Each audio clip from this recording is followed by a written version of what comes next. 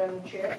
Chairwoman Maderas. Here. Member Ettinger. Here. Member DeSimone. Present. Member Johnson. Member Scholes. Present. Member West. Present. Executive Director Robert Raposa. Present. Legal Counsel Raymond Carchio. Present. Thank you, Madam Chair. Thank you, Madam Secretary. Before we begin today's meeting, I would like to propose that we offer a moment of silence for the passing of Vice Chairman Richard Pierce on Saturday, May 27, 2023.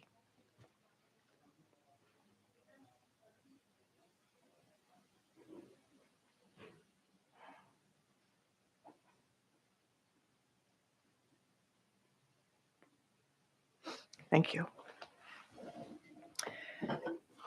I think everyone here would agree that, and I'm paraphrasing what Mr. Scholes said online, Mr. Pierce was a man of high principle and integrity. We all respected and loved him. He was dedicated to promoting fair and open elections. And his voice was the voice of reason, and I always said that about him, in understanding and protecting the right to vote and assuring impartial and honest counting of all votes as a bedrock of our democracy. I'd like to point out that this gentleman's commitment to this work we do is evident. He has served 2 years after his term expired. So that will give you an idea of just how dedicated he was to serving in this capacity. And 15 years on this board is quite a long time to serve. So, and we have enjoyed every moment we got to spend with him. So he was a wonderful man. I don't know if anyone else would like to say anything. Mr. Scholes. Yeah, thank you.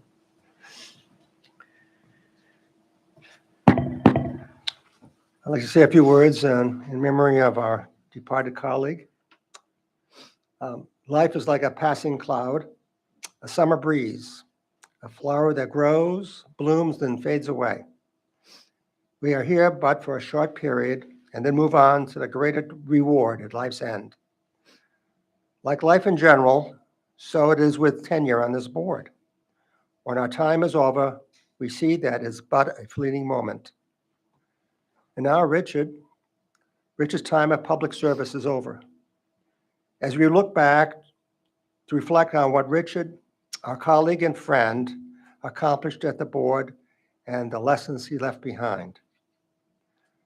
Richard served his fellow Rhode Islanders on the Board of Elections with dignity, grace, and devotion to the protection and promotion of our democracy.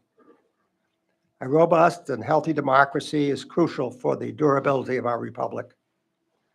Without free and open elections, without the honest administration of elections, without disclosure of financing of campaign elections, and without the verifiable counting and tabulating of the votes, we cannot have a viable and flourishing democracy. A clear, accessible, and impartial electoral process is the very bedrock of our republic. Richard believed that our democracy required eternal vigilance. Richard, a man of high principle, intellect, and integrity, spent his time on the board in bolstering these basic principles. During his many years of service, Richard treated all who appeared before this board, whether a petitioner, a witness, an advocate, or a complainant, or a member of the staff, with respect and patience. He believed that everyone had to be given the opportunity to make their presentation and be heard. A legal scholar and veteran of the political scene early in his career, he was able to analyze the facts as presented and arrive at a logical and concise conclusion in order to forge a consensus in resolving the issues or concerns presented to the board. He was always a voice of understanding and reason. Richard was adamant in protecting the right to vote and ensuring that all citizens had the unfettered opportunity to cast their votes on or before Election Day without restraint or delays. He was a strong advocate in encouraging all citizens to register to vote ensuring that no voters were left behind, and making certain that all votes were counted and tabulated reliably and accurately. Transparency in elections and in the business of the board were essential to Richard. He was a strong proponent in preserving the people's faith and confidence in the objective administration of our election. Richard gave his time, expertise, and wisdom in making a positive difference and a lasting impact on our state. We will miss his perspective and insight he brought to our board. May his memory be for a blessing. Thank you, David. Thank you. It's beautiful.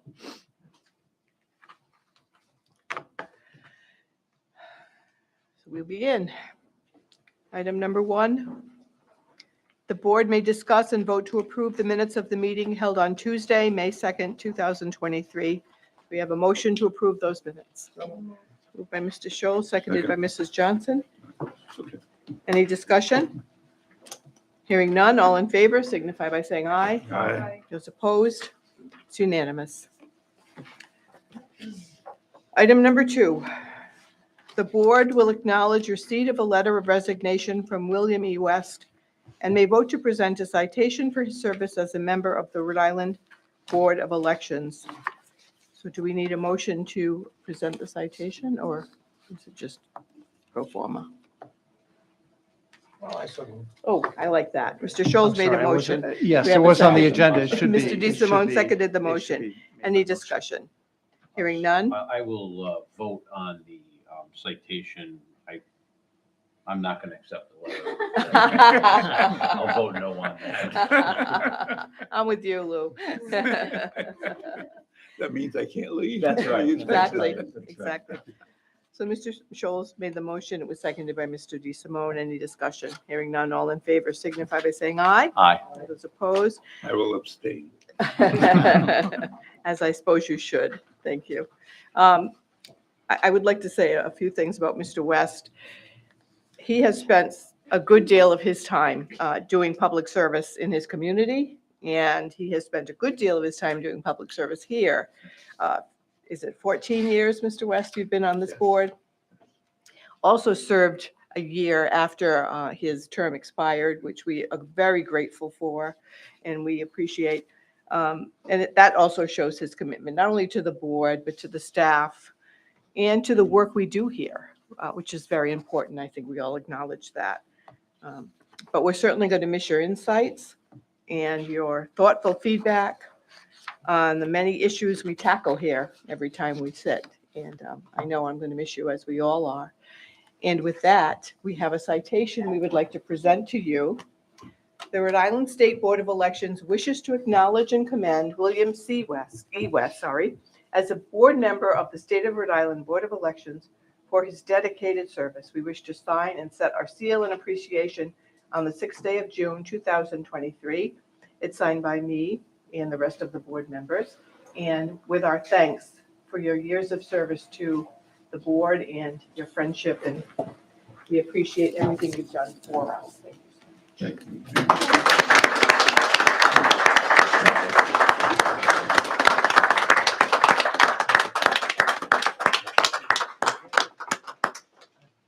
Okay. Before you say anything, Mr. West, Mr. Scholl would like to speak, if that's okay. That's fine. I didn't want to let this opportunity go by.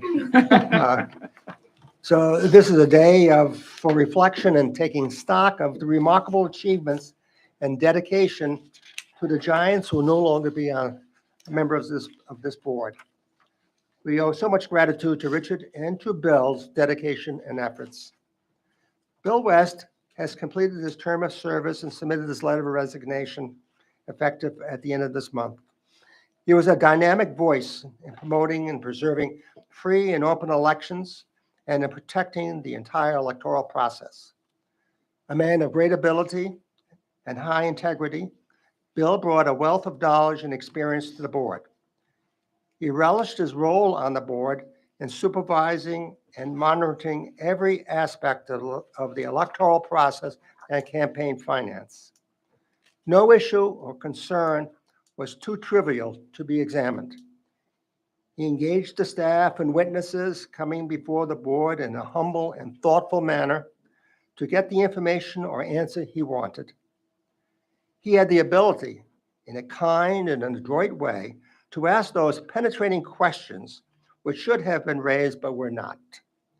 Many times, the responses obtained were such that the board amended a pending motion or changed its position. This took great skill, determination, and perseverance to accomplish. Bill may speak softly and kindly, but he speaks with authority and wisdom imbued by a lifetime of experience and understanding of human nature. He treated all who made a presentation before the board with respect and encouraged all to participate in the electoral process. Bill knew that the franchise to vote belonged to every citizen, no matter their physical infirmity, ability, or age. Bill advocated that the citizens in the disabled and elderly community have free, unfettered, and easy access to voting, whether by mail ballot or by using special machines on election day. In supervising and monitoring the electoral process, Bill made a concerted effort to ensure that all elections were stable, orderly, and safe. He championed that all citizens have the opportunity to vote by one of the four methods: in person, or by mail ballot, by emergency ballot, or by early voting. This sacred franchise is the underpinning of our democracy, and Bill has been a steadfast protector and promoter of this franchise. To instill faith and confidence of the citizenry in the administration of elections, Bill made sure that the votes were properly and correctly counted and tabulated. He was an early proponent of risk-limiting audits as a check on the accuracy of the votes cast for the winning candidate or proposition. The bedrock principle flowing from the Revolution of 1776 is the singular concept that the power of those who govern rests solely on the continuing consent of the governed. Elections are the sole means to implement this concept. Bill's role at the board was to fulfill and promote this high ideal. As such, Bill stands on a long line of patriots in protecting, defending, and preserving our democracy. For this, we thank Bill for his dedicated and exemplary service to the board and to the citizens of the state of Rhode Island, and in his role in ensuring that the democracy values passes on to the next generation. Bill, it was a pleasure and honor to have served with you. You have earned the accolades of your colleagues and the respect of the people of this state. You have left the administration of elections and campaign finance in a stronger and more secure position. I wish you a long life, health, and happiness in your well-deserved retirement. Thank you. Thank you very much. It was beautiful. Um, Would you like to say a few words, Glenn? After that, I really shouldn't, but I will. First of all, I'd like to thank board members. It's been a wonderful experience. When I was asked to join Board of Elections, I knew somewhat what it does, but I didn't know everything about it. Once I got here, I found out it's not an easy job. Sometimes it can be a thankless job, but responsibility that the board has to make sure that all elections are above board, are conducted in the finest manner that that we can do to make sure that everyone has the right and the opportunity to cast their ballot.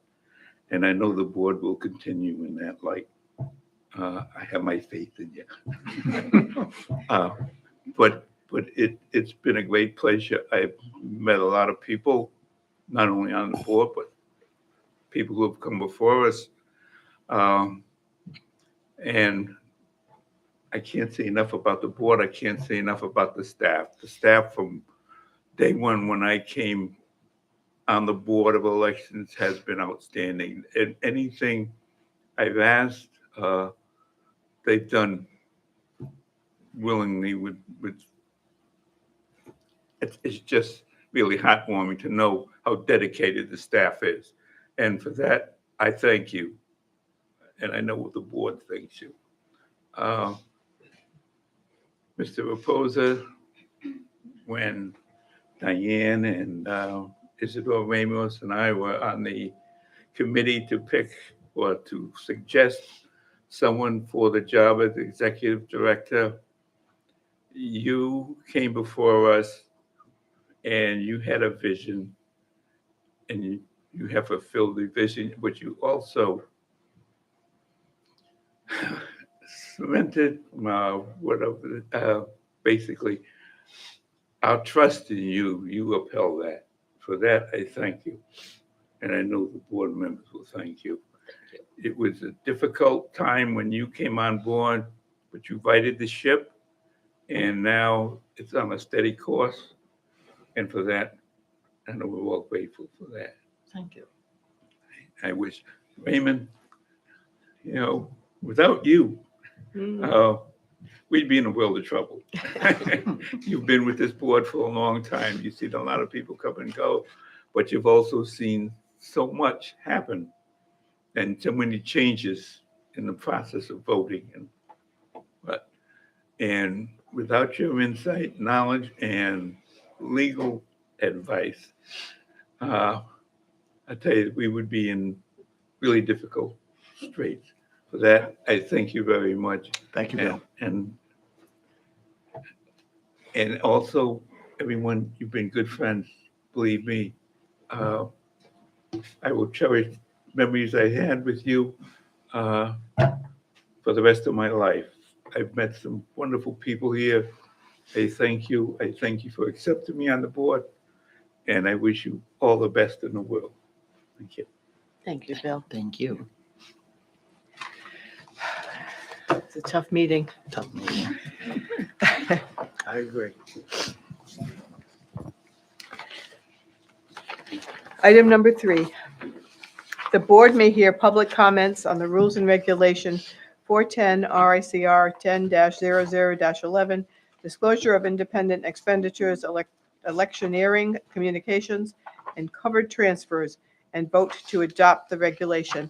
Mr. Marcascio, should we hear from you first? Sure. Thank you, Madam Chair. I am aware of one set of comments that has been submitted, and that is by Common Cause and by CLC, Campaign Legal Center. And they're actually both here. And I do want to commend both of them and their organizations for the letter they just submitted, as well as all of the work they've done over the years on this. This has been pending before the board on and off now since 2018. It was initiated through the efforts from Mr. Marion and from CLC and Common Cause through a petition for rulemaking. It had a series of legal challenges that have all been thwarted successfully, much with their assistance and direction. So I don't know if they want to speak at this point. Would you like to come forward and speak? Yes. Well, We do. Patty's getting them. I think Patty's getting the gonna mic. get 'em. If you wouldn't mind just waiting a moment. And I could also, while we're noting the work of others, the Attorney General has defended the board. Kate Sadek, Special Assistant Attorney General, who we've dealt with in different matters with the board, but she and Mr. Field did tremendous work, both in the First Circuit, District Court, as well as with the appeal.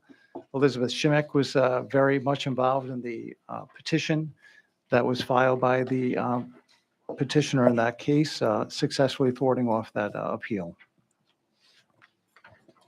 And we have Elizabeth with us today, I see, which is excellent. Good to have you here. So who would like to begin? Would you like to begin, Ms. Marion? Sure. Yep, good. Yeah, and I'll start just by expressing, my condolences and my organization's condolences. I started right when Dick joined the board. So we spent 15 years here together. He was a wonderful, wonderful man. And even though sometimes we disagreed, he was just a true gentleman and will be sadly missed. And Mr. West, you started not long thereafter. So we've been working together for a long time. And thank you for your service. I think it's a real testament that both stayed on well past their term. They both joined because there was a bit of a crisis where the board wasn't going to necessarily have a quorum to certify an election. And my organization sort of got involved, asking the governor to appoint people. And I'm glad we're also going to have an orderly transition this time with two new appointees coming on. But thank you for staying as well as serving. Thank you for taking our testimony on this today. Obviously, I'm John Marion on behalf of Common Cause Rhode Island. And this all started in 2012 when my organization realized that the then recently decided Citizens United case would unleash a wave of political spending by outside groups in Rhode Island. We worked with legislative leaders at the time to update the state's independent expenditure and electioneering disclosure laws. Over the past decade, I think we've been proven right. Rhode Island has seen that sort of third-party outside spending soar from a variety of entities. Even though the statute has been on the books for over a decade, there have never been administrative rules for its enforcement. As Mr. Mercaccio said, in 2018, we began working with the Campaign Legal Center. And I should say very clearly, they should receive all the credit for drafting the regulations that are before you today. Unfortunately, that got sidetracked by the litigation you're about to hear about, but we're back here today. I want to thank Campaign Legal Center. They were originally drafted by someone named Austin Graham. Austin, several years ago, left the Campaign Legal Center to join the Federal Elections Commission, but he deserves a lot of gratitude, as well as Elizabeth and her colleague, Patrick Llewellyn. Additionally, I want to thank Rick, who had several meetings with us, and Ray, and they both provided important feedback as this went along. So I'll be happy to try to answer your questions, but we have a real expert here to do that, and she's going to kind of present those remarks that we sent you yesterday. So thank you. Elizabeth, would you like to introduce yourself? Please. Thank you, Madam Chair. Madam Chair and honorable members of the board, thank you so much for the opportunity to testify in support of the proposed rule under consideration today. And I agree with John. I'm so sorry for your loss, but it's a pleasure to be here, even so. My name is Elizabeth Shimmick. I am Senior Legal Counsel for Campaign Finance with Campaign Legal Center. CLC is a nonpartisan, nonprofit organization based in Washington, D.C., dedicated to protecting and strengthening democracy through law at all levels of government. As John mentioned, Campaign Legal Center and Common Cause Rhode Island together submitted the initial petition for rulemaking in May 2018, citing the urgent need for clear and updated administrative rules and guidance. And in their absence, there have been numerous high-profile instances of noncompliance with and violations of the statute. COC welcomes the board's decision to reopen the rulemaking process, and while we've submitted a longer written comment in support of this rule, we did want to share some of the highlights in today's hearing. My testimony today will address why the proposed rule is necessary and its constitutional underpinnings. The 2012 law enacting Chapter 17-25.3, among other provisions, is a groundbreaking legislative achievement protecting Rhode Island voters' right to know who is spending big money to influence their vote.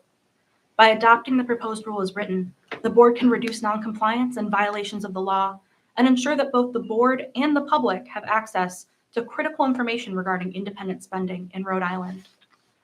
The proposed rule accomplishes this in 3 ways. First, it adds definitions for terms that are undefined in the statute and clarifies existing definitions as necessary. Many terms in the statute are undefined or use terms that are themselves undefined, leaving ambiguity and room for confusion. Second, the proposed rule establishes standards for determining whether an expenditure is coordinated with a candidate or a political party. helping to ensure that independent spenders are truly independent. Finally, the proposed rule sets forth more precise requirements and processes for several aspects of the Act, including reporting timelines and content, donor contribution opt-outs, disclaimer formatting and content, and enforcement procedures, among others. Together, these proposed regulations give everyone involved in the political process in Rhode Island a roadmap to understand the obligations and responsibilities of independent spenders under the Act. Now I would like to briefly address the constitutional underpinnings for the proposed rule, particularly around disclosure and coordination. As the Act recognizes, voters have the right to certain information about the political messages that they receive, including information about who pays for those messages. Requiring disclosure of the sources of funding for election-related speech has been a feature of American campaign finance law for more than a century, and the Supreme Court has consistently rejected challenges to electoral transparency laws, including in Buckley v. Vallejo in 1976, McConnell v. FEC, and even in 2010's Citizens United decision. While that case did strike down corporate expenditure limits, it upheld disclosure by an 8-1 vote. When the court opened the door to unlimited corporate expenditures in Citizens United, it assumed that these new forms of spending would still be transparent. The court observed that prompt disclosure of expenditures can provide shareholders and citizens with the information needed to hold both corporations and elected officials accountable for their positions and supporters. Effective disclosure helps to prevent wealthy special interests from secretly hiding behind dubious and misleading names to disguise who they are and mask the source of their funding. The Act and the proposed rule end this shell game, unveiling the sources of funding behind independent expenditures by adopting requirements for covered transfer reporting and top 5 disclaimers on political ads.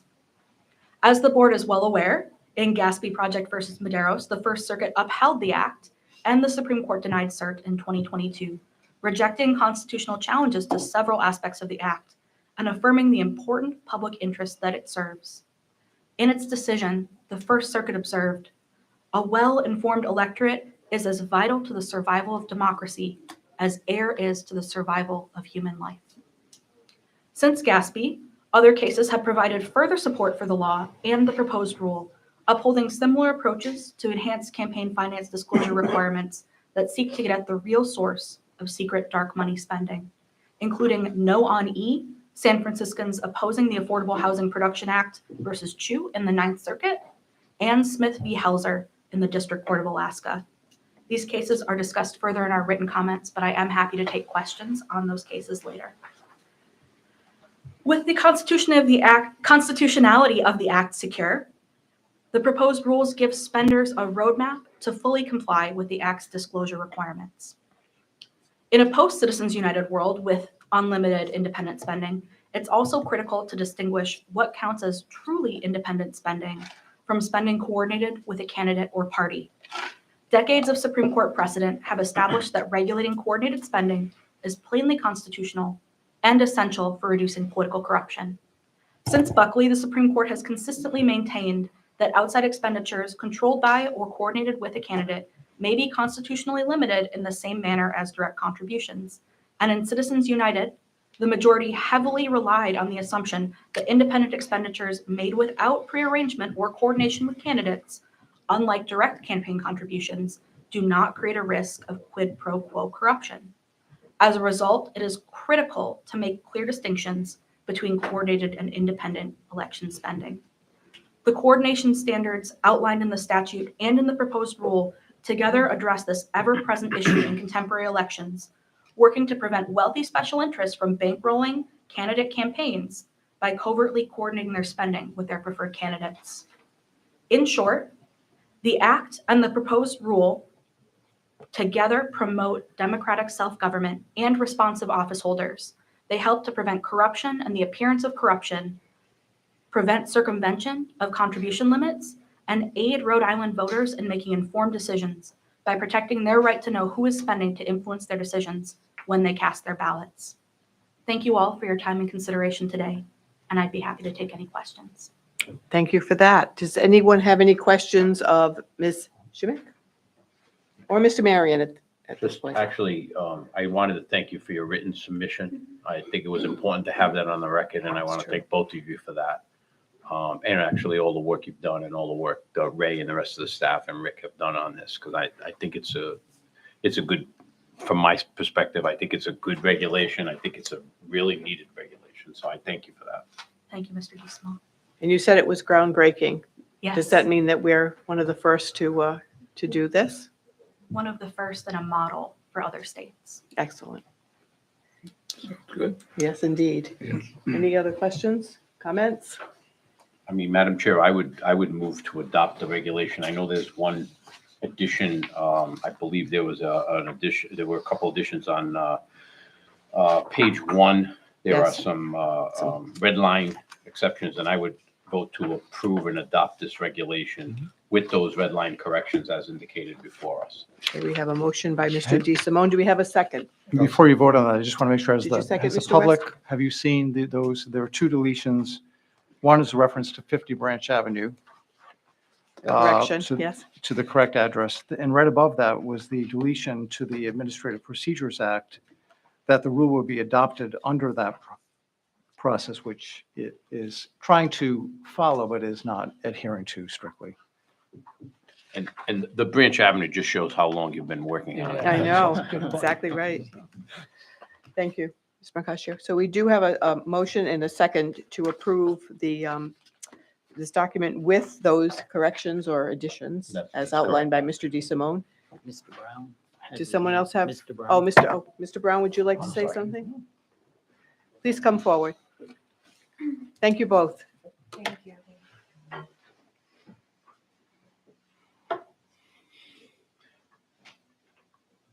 I would have waited on the motion, Steve. I didn't see you back there. I'm sorry. Thank you very much, Chairwoman, members of the board. Stephen Brown on behalf of the ACLU of Rhode Island. I too would like to start by expressing my condolences and also my commendation to Mr. West for his service on the board. I apologize. I meant to submit written testimony, but legislative activities have kept me from doing that. I would, please correct me if I'm wrong, but I believe the timeline for submission of comments extends for a few more days. Am I incorrect about that? I think it does for a few more, 5 more days, yeah. So I would just suggest that it really would not be appropriate for the board at this time to approve the regulations while the public comment period is still open. I will be submitting written testimony by tomorrow because I understand the interest in addressing this issue. We certainly, the ACLU certainly doesn't disagree with most of the provisions in this proposal. We understand the goals behind it, the need to clarify some of the language to provide definitions. And we're also, of course, familiar with the Gatsby Project case, which upheld the facial constitutionality of many provisions in the law. Our concern, however, is that there are a handful of provisions in this proposed regulation that we believe go beyond what the statute authorizes and could have a chilling impact on speech of small organizations and individuals. Our written testimony will go into detail on that. I just want to give two quick examples so that you will have time actually to review more carefully our comments. One is one section of the bill on defining electioneering communication refers to the requires the communication to, quote, refer to, quote unquote, a clearly identified candidate or referendum. That's 11.389. The statutory definition, however, requires that the communication unambiguously identify a candidate or referendum. And we believe there's a potentially subtle but significant distinction between those two terms, between referring to and unambiguously identifying. Just to give one example, a newsletter of a 501c4 organization that lists the members of its board of directors would constitute an electioneering communication if an elected official happened to be one of the board's members. And our written testimony provides a few other examples. A second example has to do with the regulations which exempt from the definition of electioneering communications a communication appearing in a news story, commentary, or editorial, and then adds as part of a general pattern of election-related news accounts or commentary. It's that latter phrase that concerns us. What it means, as we read it, is that a periodical that does not necessarily engage in covering election-related matters as a matter of course, but wants to cover a particular topic that is the subject, for example, of a referendum. So think of an environmental organization, an educational organization. By in any way addressing that, they suddenly are engaged in electioneering communication and must follow all the many reporting and disclosure rules that would be required of other individuals who clearly are engaged in electioneering. I'll stop there. As I said, I just want to provide some examples. The written testimony, I think, will provide better background and detail. I don't want to suggest, as I said at the beginning, that we oppose the thrust of these regulations. We understand the goal of them, but we do believe in a few instances they are problematic. And while the provisions may be facially constitutional under the Gaspy project decision, that of course leaves intact the possibility of challenging them as applied, but we think it would be a real burden on the small organizations that we think would be impacted by these particular provisions to have to go through the court process in order to protect their rights. So with that, I'll end and I'll be glad to answer any questions. Thank you. Mr. Brown, Can do you I have a just ask one question, question? Mr. DeSimone? Will you be submitting some written responses to indicate what adjustments you think could be made? Yes. So I think if the second is okay, I would withdraw my motion at this point to give him an opportunity to do that. I Unless you would think, Ray, support we that. shouldn't I be would doing support that, yes. So we'll be putting this on a subsequent agenda? We Is that should, the- yes. Yes, understood. Okay. Thank you, sir. Thank you. Appreciate your comments. Okay, so we will continue this matter then To another meeting. to another meeting when the deadline has been reached and we'll have received Be our next- comments from Mr. Brown. July It'll meeting. be the July. It'll be the July meeting. July 11th. Do we need a motion for that? Do we need Ray, a or motion to continue it or? continue it? It's up to you. I would recommend that you just do a motion to continue if you have a To the July specific meeting. date, or you can just leave that open-ended depending on what we get and how significant those changes I'll are. move to continue it to July 11th as the director advises me that that's our next monthly meeting. Do we have a second to Mr. DeSimone's motion? Seconded by Mr. Scholes. Any discussion? Hearing none, all in favor signify by saying aye. Aye. Opposed? It's unanimous. Item number 4, the board may discuss and vote on a calendar created by the staff for the upcoming Cranston City Council Ward 6 special election. Mr. Reposa, do you wish to report? Good afternoon, honorable members of the board. The calendar before you this afternoon was created by the staff of the Board of Elections at the request from Nick Lima, Registrar and Director of Elections from the Cranston Canvassing Authority. On May 18th, the Cranston Department of Records, Tracy Nelson, City Clerk, notified the Canvassing Authority that effective on that date, a vacancy was created in the Cranston City Council, Ward 6.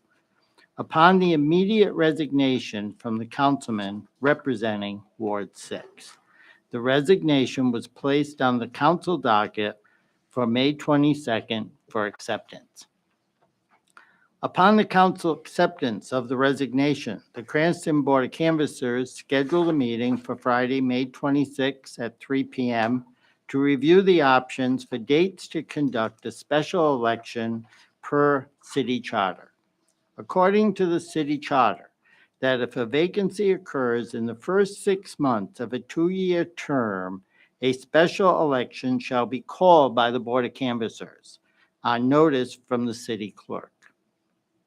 The councilman that resigned was elected to a 2-year term in November 2022. It should be noted that this is the first special election for a local office in the city of Cranston since 1985. At the meeting held by the canvassers on May 26, and using a draft calendar created by the Board of Elections staff and following the city charter, the canvassing authority selected October 3rd as the date of the special election, which according to Rhode Island general law determined that if a primary is to be held, it will be held on Tuesday, September 5th, as is shown in the draft calendar that you have. It should be noted that the Board of Election staff provided two different sets of dates for the Board of Canvassers to select due to the passage of pending legislation that has not passed as of this time.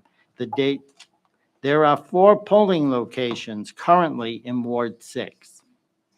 According to the draft calendar before you for your approval, the calendar has August 14th as the date for the canvassing authority to select the polling places they would like to utilize for the upcoming special primary and election. There have been 2 separate bills submitted this year during this session relating to polling places. House Bill 5460 and the companion bill Senate 0034 was introduced to increase the number of voters from 3,000 to 3,500. House Bill 5460 passed on May 11th, but Senate Bill 0034 has been held for further study since March 7th. The second set of bills, House Bill 6240 and Senate Bill 0613, was introduced to remove the cap on the number of voters that can be assigned to a polling place for a special election according to Rhode Island General Law 1711 1.1. Passage of these sets of pending legislation may benefit the city of Cranston when the Board of Canvassers selects the location for the upcoming special primary and election, and that's why pending the outcome of the session, the city of Cranston opted to use the dates of September 5th for the primary, October 3rd for the special election. Can I address any questions that you as a board may have regarding the draft calendar before you? Any questions of Bob relative to this calendar? I don't believe so. If there are no questions, I respectfully request that the board approve the draft calendar before you at this time. Thank you, Bob, for that explanation. Do we have a motion to approve the calendar as presented? Moved by Mrs. Johnson, seconded by Mr. Scholes. Any discussion? Hearing none, all in favor signify by saying aye. Aye. Those opposed? It's unanimous vote. Item number 5, the board may meet in executive session pursuant to Rhode Island General Laws 42-46-5, subsection A4, and 17-25-5, subsection A7I, to discuss and/or vote on possible violations of campaign finance laws and 2 campaign finance matters. Do we have a motion to go into executive session? So moved. Moved by Mr. West, seconded by Mrs. Johnson. Okay, any discussion? Hearing none, all in favor signify by saying aye. Aye. Those opposed? We are going into executive session at 2:44 PM.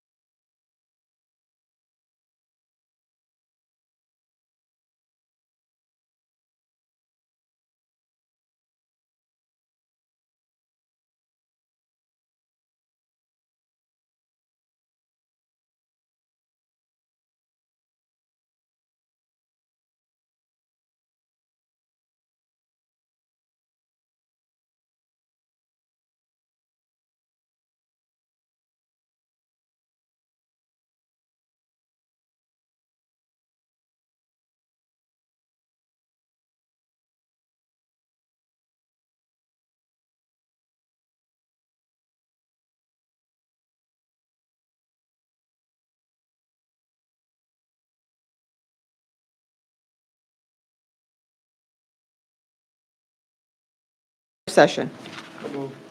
Moved by Mr. Scholes, seconded by Mrs. Johnson.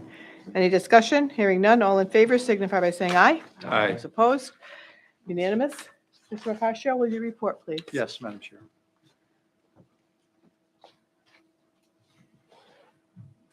There is one matter to report out of the executive session.